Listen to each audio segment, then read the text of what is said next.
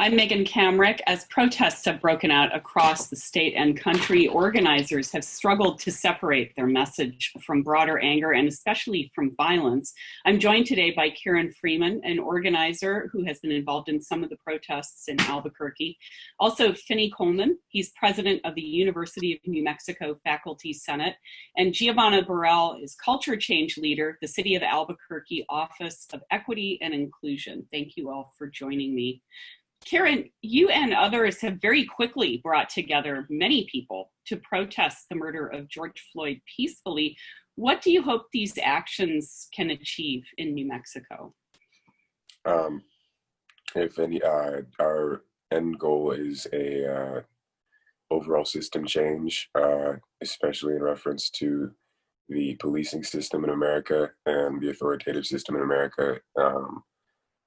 And the way that those systems are used in reference to policing the Black community.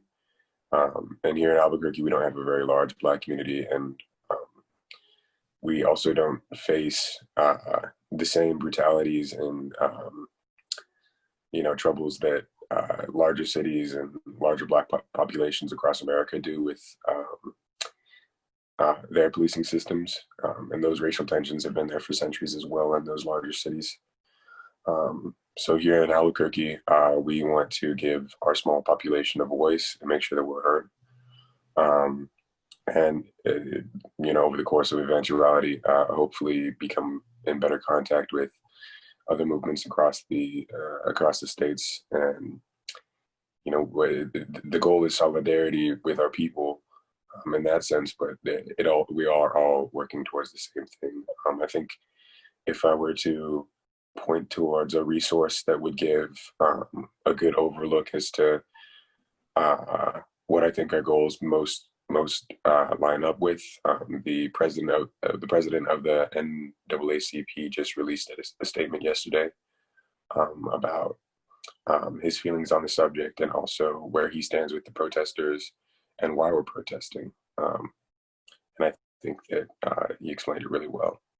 We can put a link to that on our website. During several evenings, there has been violence and looting after these peaceful protests have ended.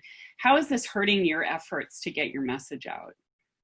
Well, initially, I think our greatest fear was that they would pretty much kill our entire movement.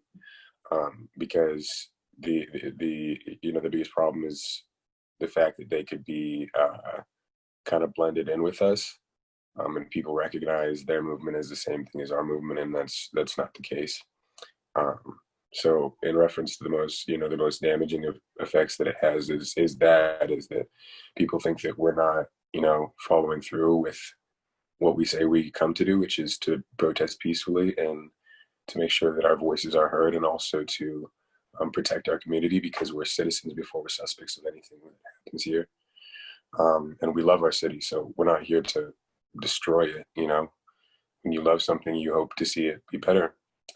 And there's like I said, we're very grateful and blessed to live in Albuquerque, because we don't have a lot of the direct trauma and direct issues that larger cities are dealing with right now, but we do have them, and they're still present. And as Black people, we are part of that struggle no matter where we are. I'm sorry, I just want to jump to Professor Coleman real quick. We have been here many times before, but the scope of these protests, they're reaching around the world right now, feels different. Is this different, and does that mean that change is actually possible? I think it's different in the sense that the context for this is unprecedented. We've never had the kinds of things happening alongside this horrific murder in the past, where you have an administration that has seen fit to literally use the power of the presidency to deprive people of their First Amendment rights. We've not seen this kind of economic crisis so quickly in our country, and certainly all of the pressures that come along with COVID-19. But I want to be clear that this movement, if it feels different, it's only because of the circumstances. There are many of us who've been around for a long time, and this is the repetition.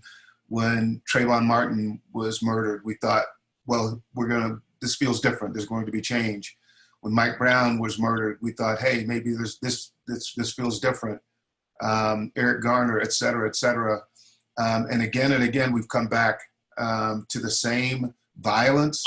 And then probably most disappointing, the same surprise in the nation that these things continue to happen in Black communities.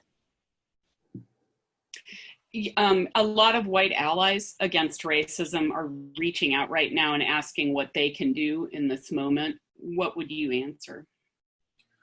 Well, that varies from one individual to the next. I always begin with the notion of, you have to look at yourself first.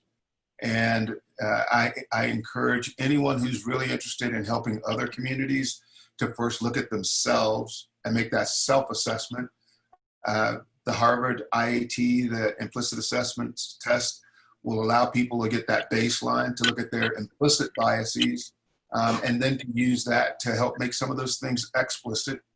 But the most important thing that allies can do is listen to our youth. Kieran, Giovanna,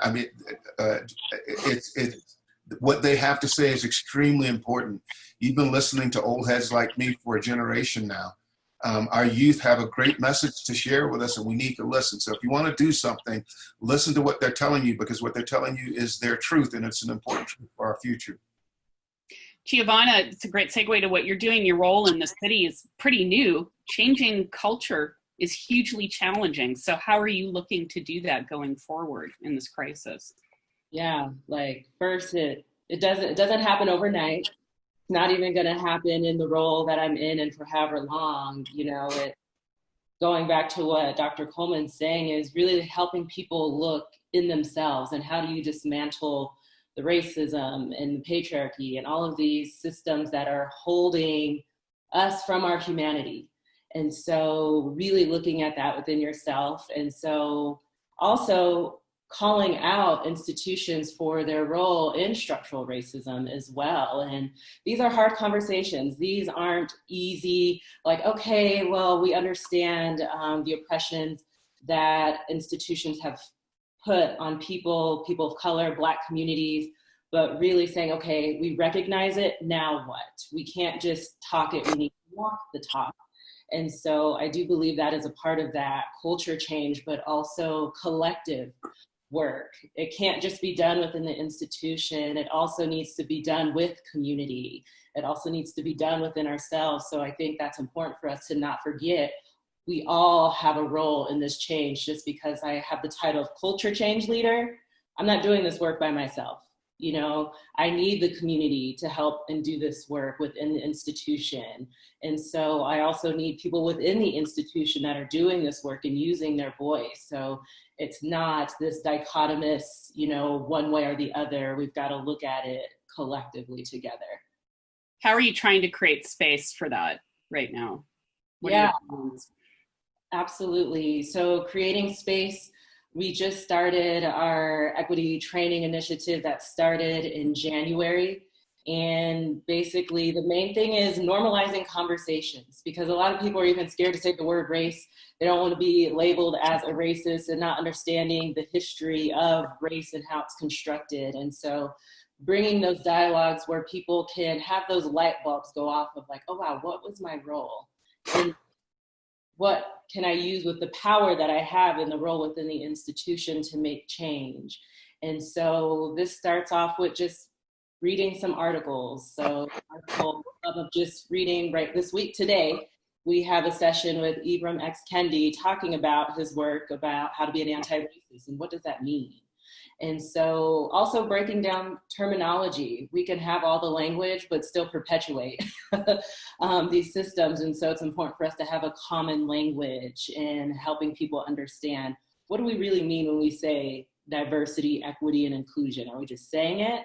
We need to have action behind it. So that's kind of how I am formulating this culture change, but also with the support of community partners that are helping do this work with me. So it's not just me doing this work as well. Well, I hate to say this, but we have run out of time, but I would like to continue this conversation on the web. And if you will stick around, I want to thank all of you for coming and talking with us. And this will not be our last conversation for sure about this.